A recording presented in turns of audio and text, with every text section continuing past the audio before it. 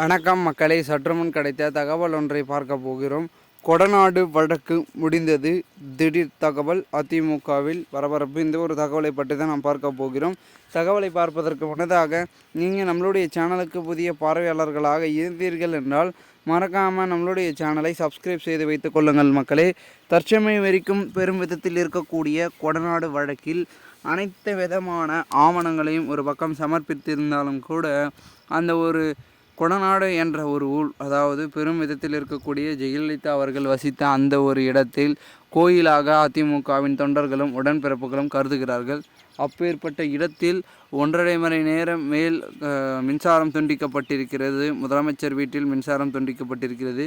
அதன் பிறகு அங்கு கொலை என்று பலவிதமான விஷயங்கள் எல்லாம் நடந்திருக்கிறது. அதனை அப்பொழுது காலகட்டத்தில் இருந்த 4 வருடம் முதலமைச்சராக எடப்பாடியார் இருந்தார். அப்பொழுது அவரும் அந்த ஒரு வழக்கை தீவிரம் காட்டாமல் விசாரிக்காமல் விட்டுவிட்டார்.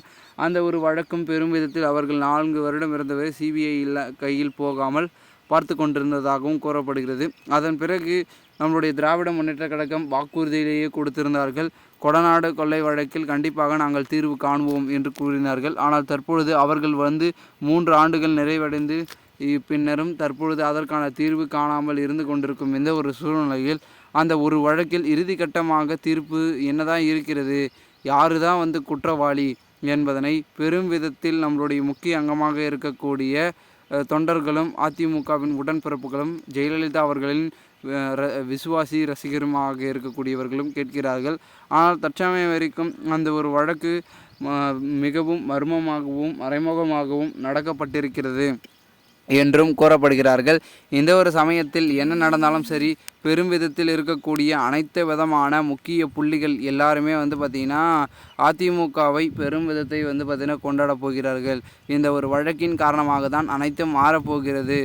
அதாவது என்னவென்றால், கொடநாடு வழக்கில் கண்டிப்பாக எம்எல்ஏக்களும் அதனையொட்டி இருக்கக்கூடிய மத்திய அமைச்சர்களும், அதாவது மத்திய அமைச்சர் கிடையாது, அமைச்சர்களும் பார்த்திங்கன்னா சிக்குவதற்கு வாய்ப்பு இருக்குது. அதன் மூலமாக எடப்பாடி பழனிசாமி அவர்களுக்கும் அந்த ஒரு வழக்கில் தொடர்பு என்பது இருப்பதற்கு வாய்ப்பு மிகவும் அதிகமாக இருப்பதாகவும் ஒரு சூழலில் பெரும் விதத்தில் இந்த ஒரு வழக்கை விசாரிக்க வேண்டும் என்று மீண்டும் பார்த்திங்கன்னா அதிமுக தரப்பிலிருந்து ஓபிஎஸ் தரப்பும் சரி ஒரு சில கோரிக்கைகள் வைத்தாலும் அது அனைத்தும் தற்போதைய வரைக்கும் நிராகரிக்கப்பட்டுள்ளதாகவும் கூறப்படுகிறது. மேலும் இந்த ஒரு வழக்கில் அடுத்ததாக என்ன தீர்ப்பு வரப்போகிறது, தீர்வு என காணப்போகிறார்கள் என்பதை நாம் பொறுத்திருந்து பார்த்தால்தான் அனைத்தும் நமக்கு தெரிய வரும். மேலும் தற்சமயம் வரைக்கும் பெரும் விதத்தில் அனைத்தும் இருந்தாலும் கூட கொடநாடு வழக்கு என்றாலே அது ஜெயலலிதா அவர்களுடைய பெரும் விதத்தில் இருக்கக்கூடிய வழக்கு. அந்த ஒரு வழக்கில் ஏன் இன்னும் தீர்வு காணாமல் இருக்கிறார்கள் என்ற கேள்விகளும் கண்டிப்பாக எழுப்பப்பட்டு கொண்டு வருவதாகவும் கூறப்படுகிறது. பொறுத்திருந்து பார்க்கலாம் என்ன நடக்கிறது என்பதனை. மேலும் இதுபோன்று நீங்கள் அரசியல் சார்ந்த நிகழ்வுகளாம் தினசரி தெரிந்து கொள்ள நம்மளுடைய சேனலை சப்ஸ்கிரைப் செய்து வைத்துக் கொள்ளுங்கள். நன்றி, வணக்கம்.